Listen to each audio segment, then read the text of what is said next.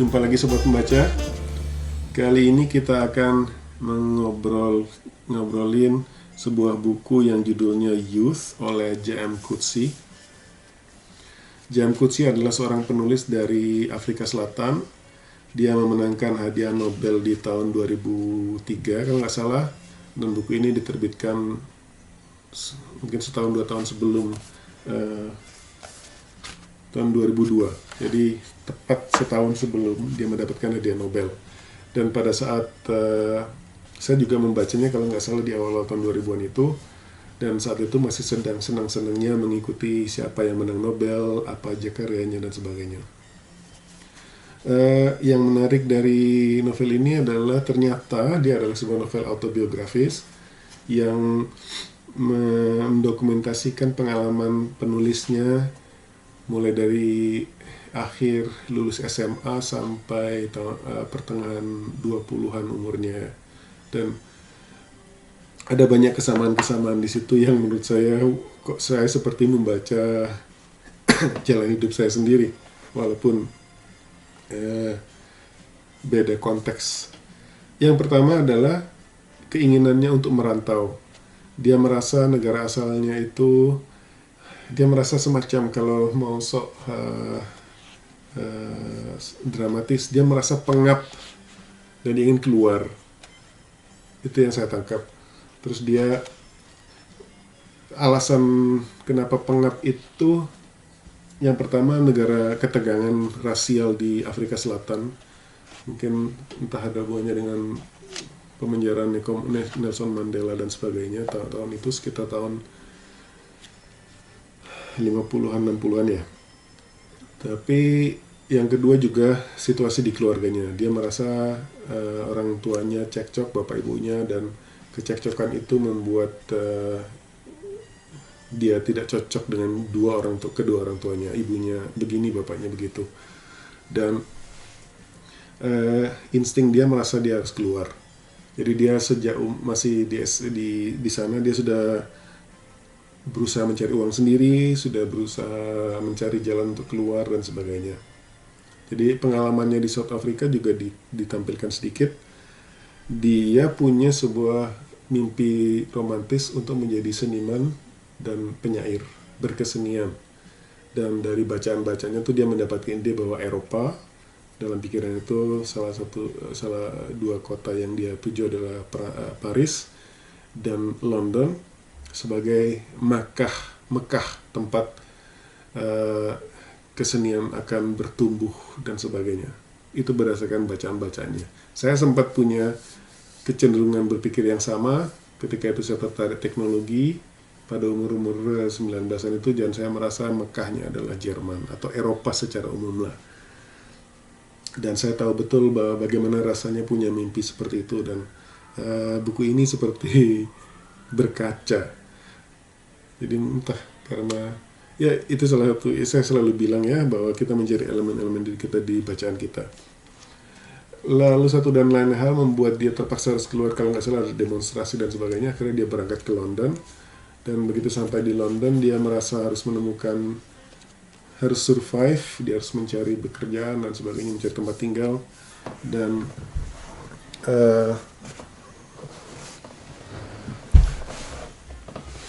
akhirnya dia cari pekerjaan dan sebagainya. Dia merasa, menurut saya dia cukup beruntung karena dia tinggal di sebuah negara yang tidak mengharuskan untuk berbahasa lain, jadi nggak ada proses itu, dia bisa langsung masuk.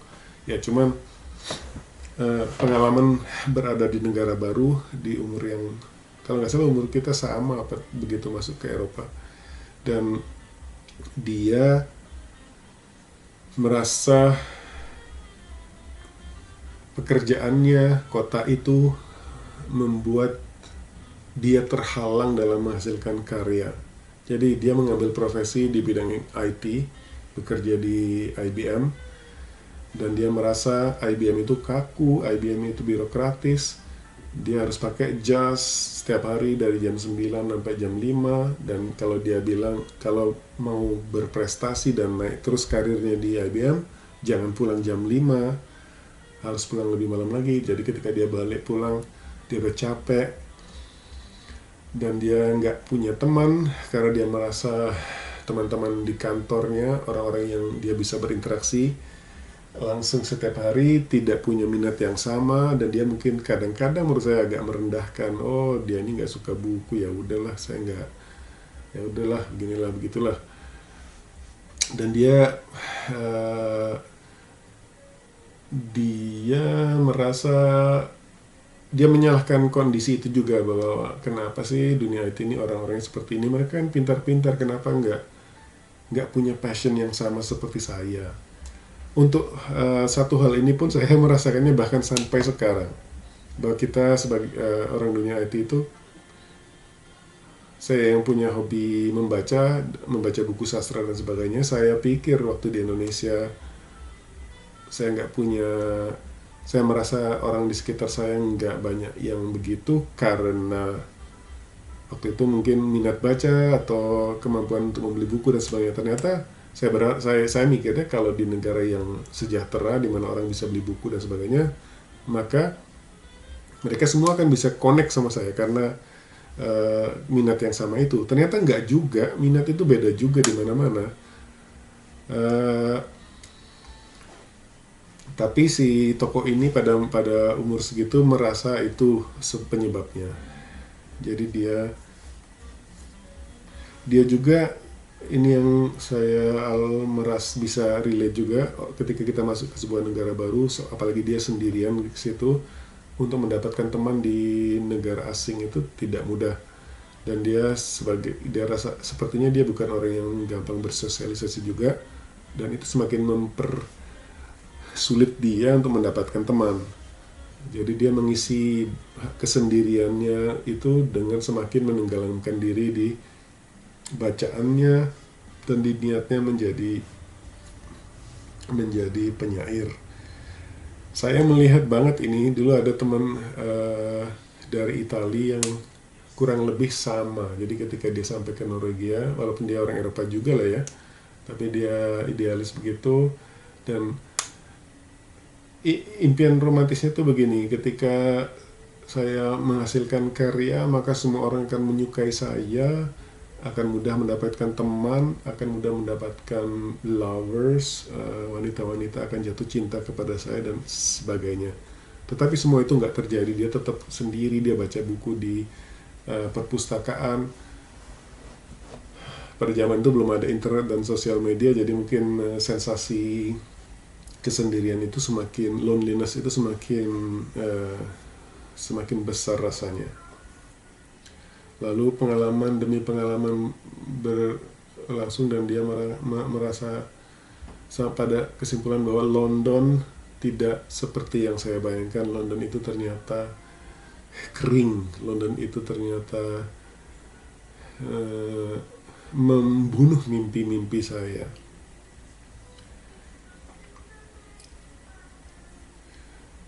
Sepanjang cerita dia juga mendokumentasikan apa yang dia tonton, apa yang dia baca. Jadi kalau kita seorang pembaca, buku ini menarik juga. Bisa jadi pointer, misalnya soal Ezra Pound. Saya nggak tahu Ezra Pound itu siapa sebelumnya. Terus Ezra Pound ini pernah bilang di salah satu karyanya bahwa Maddox Ford adalah seorang sastrawan besar. Kemudian si penulis ini, si tokoh utama di buku ini membaca karya Maddox Ford, yang bahkan sampai membuat tesis di bidang tesis master di soal penyair itu. Terus Henry James, banyak kuotasi-kuotasi yang bagus yang menunjukkan kalau kita seorang pembaca, kita pasti membentuk selera itu dari bacaan semacam ini. Apa saja karya yang disebutkan di sebuah buku, nanti kita cek, atau bukan kita cek lah secara sengaja, ketika kita tahu bahwa itu ada, dan ketika kita ke toko buku dan melihat nama itu, terus langsung kita ingat, oh saya udah pernah lihat nama ini sebelumnya. Jadi itu yang terjadi, yang bagus lagi di buku ini. Ceritanya kesana kemari banyak menurut saya yang saya relate, tetapi tidak perlu diucapkan semua di sini. Ketika dia sampai pada akhirnya merasa profesinya ini yang membunuh keberkeseniannya, akhirnya dia berhenti dari IBM. Ternyata itu sebuah kesalahan menurut saya, atau menurut dia juga, karena IBM melaporkan kepada imigrasi Inggris karena dia sekarang sudah nggak punya pendapatan, maka Inggris izin tinggalnya jadi bermasalah dan dia harus dikasih ultimatum untuk mencari kerjaan baru, lalu memperpanjang izin tinggalnya. Nah, ketika dia mencari pekerjaan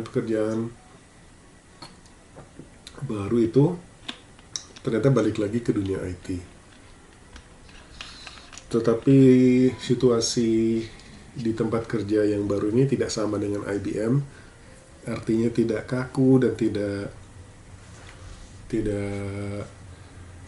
membuat dia tersita waktunya, tapi walaupun demikian tetap saja dia tidak bisa menghasilkan karya yang luar biasa menurut dia. Jadi dia sekarang udah makin kehabisan alasan.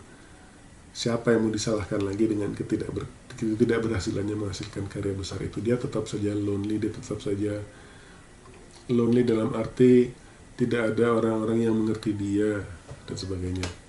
Karena sebenarnya loneliness itu menurut saya itu dari dua arah, bukan cuma orang yang nggak mau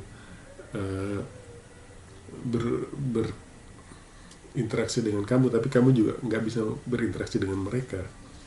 Terus ada satu tokoh teman koleganya di tempat kerjanya yang baru ini, orang India yang pernah sekolah dan bekerja di Amerika, terus dia direkrut menjadi kontributor utama di perusahaan barunya ini. Dia pintar, dan ketika dia sampai ke Inggris, orang ini kok kelihatannya seenaknya banget ya, mungkin mentang-mentang dia direkrut sebagai bintang, tetapi kenapa dia sangat tidak disiplin, dalam arti setiap hari, kadang-kadang dia nggak datang 2 hari 3 hari, terus dia nggak ngasih alasan, dan dia kelihatan kuyu dan kelihatan lemas. Dia bilang, si tokoh utama buku ini bilang, kalau ini di IBM dia udah pasti dipecat dari dulu. Terus dia tertarik melihat perilaku si teman koleganya yang baru ini, dan diselidiki. Ternyata si koleganya ini menurut saya agak malnutrisi, karena dia hanya belanja pisang di supermarket, dan itu aja yang dia makan, karena dia nggak bisa masak. Sebagai pria India, dia biasanya diurusin orang tuanya, dan dia belum punya istri, jadi dia nggak ada yang ngurusin juga. Jadi begitulah. Tetapi konyolnya, ketika dia di Amerika, walaupun nggak diurusin orang tuanya, tetapi dia tinggal, karena dia tinggal di asrama yang ternyata makanan disediain, jadi dia nggak ada masalah di sana. Ketika dia di Inggris, dia bukan di asrama lagi, dia sekarang pekerja dan mendapatkan apartemen sendiri, tentu saja gajinya bagus. Harusnya kan kepikir bahwa dia tuh sebenarnya bisa makan, bisa beli makanan kalau dia nggak mau bikin. Tapi ide itu pun tidak muncul di pikiran dia. Jadi dia kalau si tokoh utama ini melihat sosok temannya itu seperti tersadar, oh orang ini sebenarnya pinter banget loh, tetapi kenapa dia nggak bisa melihat itu? Dia juga pernah bilang orang-orang itu tuh pinter, tapi kenapa nggak bisa menghargai sastra? Jadi kan ada dua, dia merasa kalau orang pinter itu akan semua hidupnya akan bagus. Ternyata nggak juga sih. Orang itu punya attention span atau jangka perhatian yang terbatas. Jadi walaupun dia pintar, tapi kalau dia tidak tahu itu ada, sama seperti si teman India ini, kalau dia pintar dan dia tidak, walaupun dia pintar tapi dia tidak tahu bahwa makanan selain pisang itu ada, bagaimana dia bisa mengapresiasi? Sama kan dengan sastra. Nah, di akhir buku dia, walaupun ini biografi kan berarti nggak ada punchline-nya ya, ada sebuah pelajaran atau yang bisa saya ambil, yang sebenarnya related sama si orang India ini juga. Si penulisnya sendiri pun melakukan hal yang sama. dengan masalahnya kalau si teman Indianya ini jadi malnutrisi, jadi kurang gizi secara fisik, si penulis ini menjadi kurang gizi dari segi seni. Dia menyalahkan, sama dengan teman Indianya itu yang menyalahkan ketiadaan orang tua dan istri dan asrama, pengurus asrama yang memberinya makan, yang membuat dia tidak jadi makan. Si penulis, si tokoh utama ini juga melakukan hal yang sama dalam bidang seni. Dia menyalahkan IBM, dia menyalahkan London, dia menyalahkan orang-orang kolega-koleganya yang nggak ngerti sastra soal ketidakmampuannya menghasilkan karya. Dan dia juga merasa ketidakmampuannya menghasilkan karya itu membuat segala hidupnya itu merana, tidak punya teman, tidak punya pacar dan sebagainya, karena dia merasa hanya karya seni atau identitas seninya itu yang membuat orang akan tertarik menjadi teman saya, membuat dia jadi populer, yang membuat dia disukai wanita-wanita. Itu yang ada di pikiran dia. Dan dia pernah membaca sebuah jurnal sastra, terus yang waktu itu sedang memfeaturekan penulis-penulis dari Afrika Selatan. Terus ketika dia baca, dia tahu ini orang-orang yang pernah dia kenal semasa dia masih di sana, dan dia memandang rendah orang-orang itu dulu karena mereka selengean, mereka jarang baca, mereka ini orang yang kalau kuliah suka absen, terus tiba-tiba datang pada saat ujian aja, dan nilainya juga pas-pasan, dan mereka lulus pas-pasan juga, sementara dia berprestasi dan sebagainya. Tapi kenapa orang-orang yang dia rendahkan itu bisa sampai menuliskan esai dan sebagainya yang di jurnal itu, dan artinya mereka sudah berubah gitu loh. Terus dia ingat bahwa teman-temannya itu ketika bolos yang dilakukan adalah misalnya ngejar cewek, dan ketika mereka ngejar cewek ditolak, dan si penulis ini bilang melihat temannya ditolak itu dia semakin merendahkan, tuh kan mereka loser kan dan sebagainya. Dan di akhir buku itu adegan penolakan itu kembali ke dia. Mungkin mereka sudah terlatih untuk ditolak, dan mereka bahkan dalam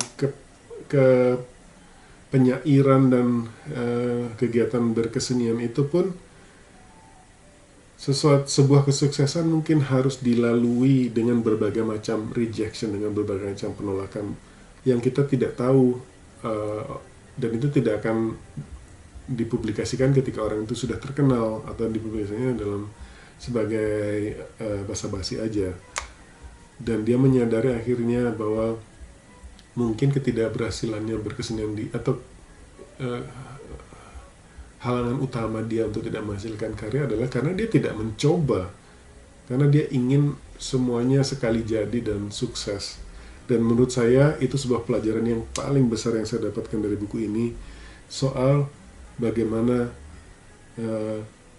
menghadapi rejection. Belum lama ini saya nonton sebuah video TED Talk, saya lupa namanya, soal orang yang bereksperimentasi bagaimana 100 hari mendapatkan rejection setiap hari, dan dia makin merasa bahwa ternyata rejection itu sesuatu yang bisa dilatih, dan kita melakukan desensitisasi soal itu, dan nggak harus mengambilnya secara personal. Kembali lagi ke buku ini, di akhir buku ketika dia menyebutkan ketakutan soal rejection ini, langsung saya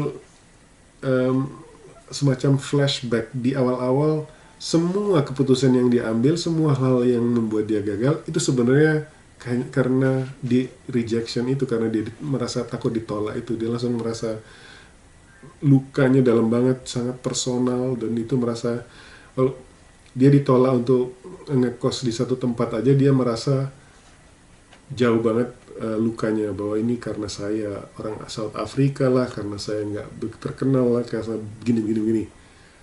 Dan itu bagus banget menurut saya, karena seperti walaupun ini novel yang autobiografis, ternyata punya sebuah punchline juga yang mengikat